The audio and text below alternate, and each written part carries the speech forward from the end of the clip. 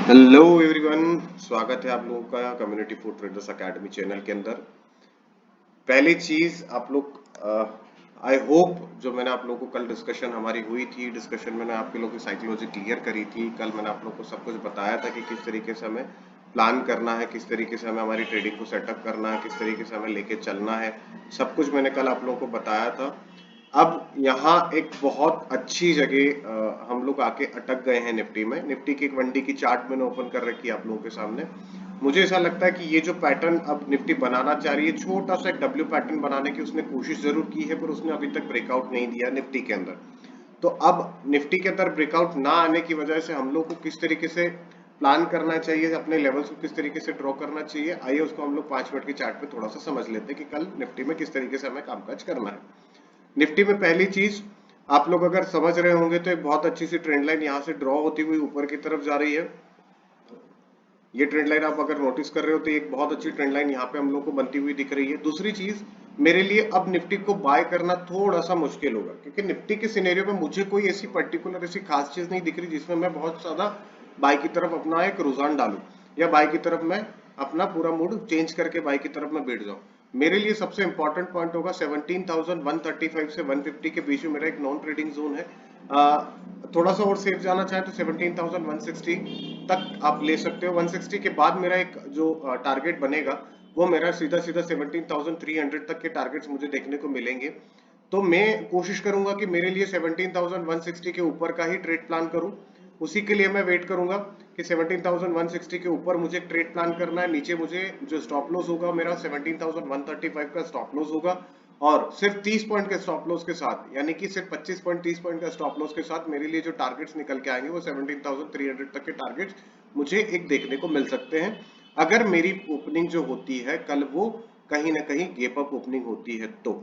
अगर flat opening हो रही है तो मैं थोड़ा सा मार्केट को अवॉइड करूंगा, बिकॉज निफ्टी में ऐसी कुछ भी खास प्रिडिक्शन नहीं है, क्योंकि आपको हर बार एक सपोर्ट यहाँ बनेगा आप लोगों के लिए, राइट। दूसरा, अगर आप नीचे की तरफ देखोगे तो आप सॉरी, एक ऊपर का एक रेजिस्टेंस आप लोगों के लिए ये बन रहा है। नीचे अगर आप सपोर्ट देखोगे तो मल्टीपल सपोर्ट्स आपको फॉलो करने पड़ रहे हैं। तो ना नीचे का कोई पोजीशन बन रही है, ना ऊपर की कोई पोजीशन बन रही है।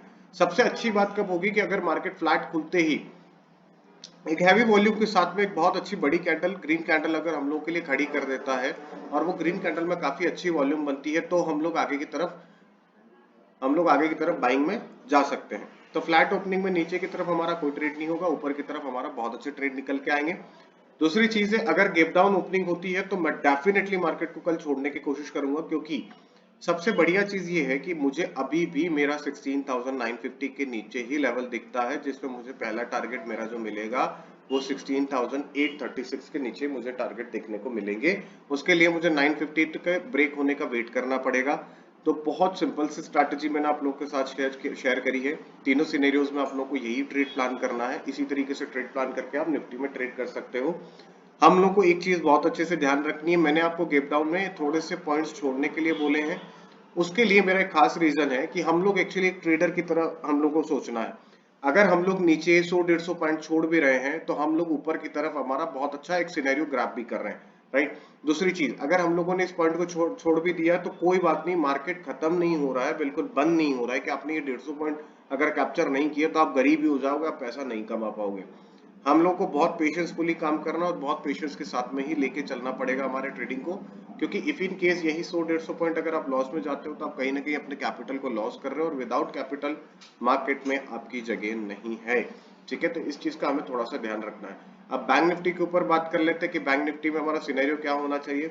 बैंक निफ्टी में 1 डे की चार्ट पे मैं आप लोग को लेके चलता हूँ। 1 डे की चार्ट पे एक बहुत अच्छा सिनेरियो मैं देख रहा हूँ कि मैंने जो कल डिस्कशन हमारी हुई थी उसे डिस्कशन के अकॉर्डिंग हम लोग बात करेंगे कि यहाँ कहीं मुझे छोटा सा ब्रेकआउट देखने को मिला है, बट वो वापस अपने सपोर्ट पे आके खड़ी हो गई है। मेरा मानना अभी भी यही है कि कल मुझे बैंक निफ्टी में एक बहुत अच्छा गेप अप मिलने वाला है। बट लेट्स सी, अगर नहीं मिलता है, अभी हम लोग अपना न्यूट्रल एक लेके चलते हैं कि हम लोग न्यूट्रल रहेंगे तो किस तरीके से हम लोग काम करेंगे। 5 मिनट के सिनेरियो पे हम लोग आ जाते हैं। 5 मिनट की टाइम फ्रेम पे हम लोग थोड़ा सा चेक कर लेते हैं कि मार्केट में क्या सिनेरियो बन रहा है। सो मार्केट में हम लोग के आज एक डिस्कशन करेंगे। थोड़ा सा मैं आपको एक 15 मिनट की चार्ट पर डिस्कशन करने वाला हूं आप लोगों के साथ। 15 मिनट की चार्ट पे जब हम लोग चलते हैं तो मुझे यहाँ पे एक पैटर्न बनता हुआ दिख रहा है जिसका हम लोग को ब्रेकआउट मिल चुका है। ध्यान से देखिएगा इस पैटर्न को, मुझे एक सिमेट्रिकल एंगल का एक पैटर्न बनता हुआ दिख रहा था काफी टाइम से, जिसका आज एक ब्रेकआउट बहुत अच्छा मुझे मिला है। उस ब्रेकआउट के लिए मैं काफी समय से वेट कर रहा था और आज मुझे एक अच्छा सा ब्रेकआउट मिला है, राइट। तो मेरा मानना है कि ये जो पैटर्न एक बन रहा था, उस पैटर्न का हम लोग को बहुत अच्छे से एक ब्रेकआउट मिल चुका है। अब उस ब्रेकआउट में एक रिटेस्टिंग भी करते हुए मार्केट को मैंने यहाँ पे देख लिया, राइट। तो अब ये जो रिटेस्टिंग यहाँ हुई है, इस रिटेस्टिंग के बाद मार्केट को ऊपर की तरफ जाना चाहिए और 40-300 तक के टारगेट के लिए मैं मार्केट में अभी कॉल की पोजीशन बनाऊंगा।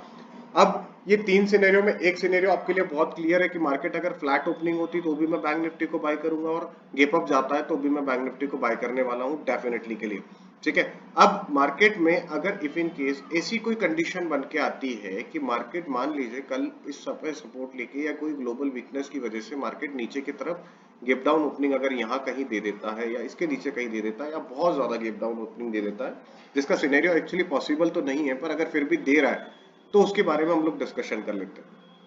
फ्लैट ओपनिंग में मैं आपको ऑलरेडी बोल चुका हूं, फ्लैट ओपनिंग अगर यहाँ कहीं पे होती है, जब तक मार्केट मेरे लिए 39,850 के ऊपर है तब तक मैं बाय की तरफ रहूंगा और 40,300 तक के टारगेट मेरे एक्सपेक्टेड होंगे। दूसरी चीज, जब तक मार्केट अगर इफ इन केस 39,850 को तोड़ देता है तो मैं नीचे की तरफ बिल्कुल भी ऐसा नहीं सोचूंगा कि मैं एग्रेसिव सेलिंग के लिए बैठ जाऊंगा, एग्रेसिव हमको सेल करना चाहिए, वो हमारा बिल्कुल भी सिनेरियो नहीं होना चाहिए। तो जो सिनेरियो है गेप अप का, गेप अप के सिनेरियो में हम लोग डिस्कस कर लेते हैं कि गेप अप के सिनेरियो में आपका कहाँ पॉइंट बनना चाहिए।